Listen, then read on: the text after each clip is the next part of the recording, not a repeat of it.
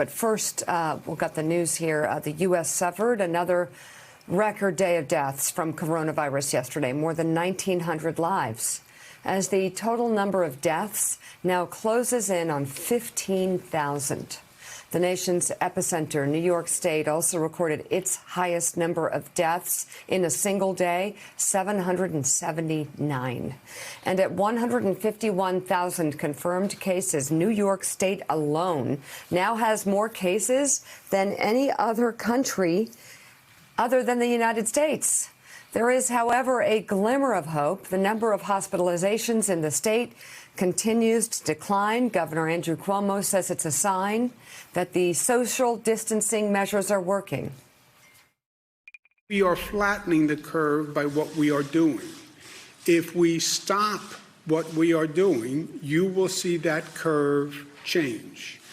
That curve is purely a function of what we do day in and day out.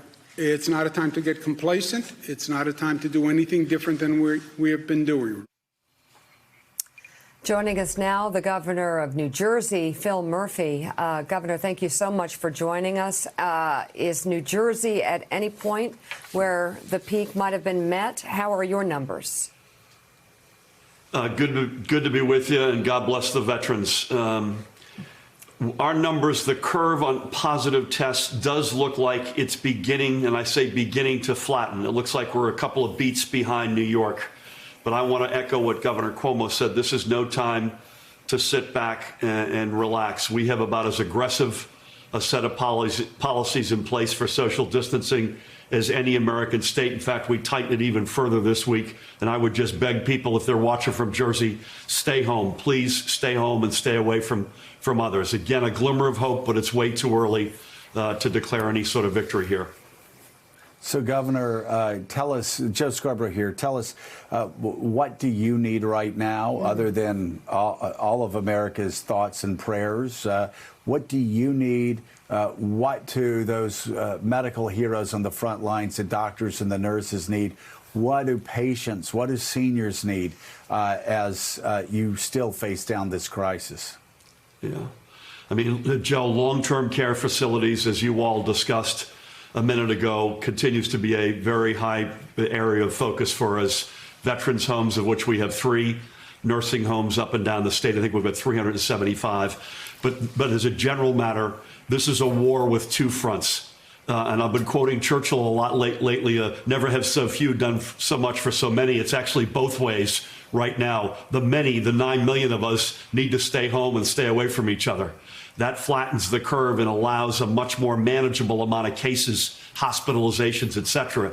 The few, led by our heroic healthcare workers, first responders, and others, we're building out over here bed capacity, ventilators, personal protective equipment, calling the bullpen for more healthcare workers. So it's a 2-front war, and we're trying to get those lines to cross at a manageable level. And that's the name of the game every minute of every day. So do those healthcare heroes, do those nurses and doctors have the gloves they need, the masks they need, the ventilators they need to carry hospitals and carry communities and carry your state through this crisis?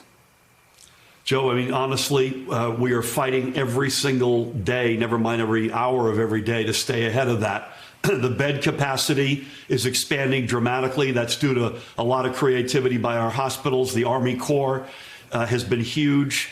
We're sourcing PPE literally around the world. I spend most of my time talking to folks outside the United States for PPE. Ventilators, we've gotten a bunch out of the federal strategic stockpile. We need more. And we've put a call to arms out through our website for healthcare volunteers. Happily, thousands have answered that. But these folks are heroes, and they're going into battle every minute of every day. We got to make sure they've got what they need to win. Governor Murphy, it's Willie Geist. Thanks for coming on and talking to us this morning. I want to ask about something you and Governor Cuomo both talked about yesterday separately, which is this sort of regional approach that you've undertaken, working with Governor Cuomo, Governor Wolf in Pennsylvania, Governor Lamont up in Connecticut, these very hard-hit states, particularly yours and the state of New York. What does that look like exactly? Are you having to undertake that because you're not quite getting what you need from the federal government? And how do you go about that working with those other governments? Again, Willie, good to have some Jersey blood in the house. It's an acknowledgement of the fact that we are as densely a packed region as there is in the country. New Jersey is the densest state, as you know, in America. The region is the densest region in America. So when we shut government or we shut things down, you don't want anomalies like there's one set of rules on one side of the Hudson for bars and restaurants that's different from the other.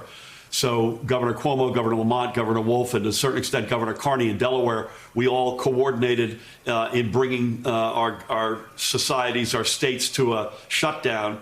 And we acknowledge that whenever it is, and I wish it were tomorrow or next week, and it isn't, whenever it is, we can begin to put our toe back in the water responsibly. We need to have a similar approach as a region to make sure we get that right and don't have some unintended consequences. So obviously you have a business background, so you have a particularly good point of view on this. You've heard the president starting again to whisper about, well, maybe we need to open up parts of the economy. I'm sure you hear it from residents of our state of New Jersey. They say, hey, the summer's coming up pretty soon here, Governor. I got a bar down at the shore in Seaside that I want to open. If it's not open, I'm dead. You hear that up and down New Jersey. What do you say to those small business owners who are very concerned about losing their livelihoods and costing livelihoods of all their employees, about when it might be safe to open and why you're not opening sooner? As a Murphy, I'm particularly susceptible to the pleas from the bars, trust me, but here's what we have to do. We've got to do this in the right order. We got to break the back of the virus. There's just no question about that. We not only have to plateau, which we have not yet, we've got to come down, a big distance on the backside. And only then can we begin to safely reopen. My fear is if we get the order transposed or if we begin to open too early, we could throw gasoline on the fire. So I would just say to the folks who are unemployed, of which we have far too many, the small businesses that have been crushed, hang in there. This is enormous pain right now, but this is akin to ripping the Band-Aid off now in exchange for what would have been much deeper and longer term economic misery. We got to be really careful with how we go about this. Governor Jonathan Lemire with the Associated Press has a question for you. John? Good morning, Governor. I believe it was yesterday you postponed your state's primary election until July, saying you didn't want a Wisconsin. And we all saw the images there of voters standing, certainly not 6 feet apart, at just a few polling sites, trying to cast their ballots in that state's primary, which was held as scheduled. So tell us a little bit about your reasoning behind that move. But moreover, we heard the president talk yesterday about and really denigrate the idea of mailing-in voting and absentee voting. Is that something you want to see your state do more of this November, when this potentially the virus could be coming back? Yeah, Jonathan, I would say on the vote by mail, it's too early to tell. We did have elections, local elections, in March and April, which we postponed to May 12th when we had another set of elections. And for all of those, again, these are local boards of ed, municipal elections, they are completely vote by mail. That'll be a good chance for us to take that around the track a few times and see how it goes. We've not made any decision on that front as it relates to our primary, which you rightfully point out we postponed from June 2nd to July 7th. We cannot have people sort of weighing their personal health up against their right to vote. That we just can't have that. And so we're going to not yet make a decision in terms of what that looks like. The good news is we now have a number of weeks to deal with that. And in an ideal world, I'd like polling places to be responsibly open with social distancing, and we can physically get to the polls. But we've got to keep all options on the table.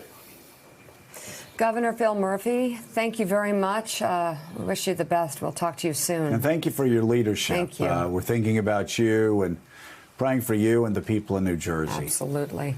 So thanks for having me, last folks. year, thank you, sir. Last year. Thanks for checking out MSNBC on YouTube, and make sure you subscribe to stay up to date on the day's biggest stories. And you can click on any of the videos around us to watch more from Morning Joe and MSNBC. Thanks so much for watching.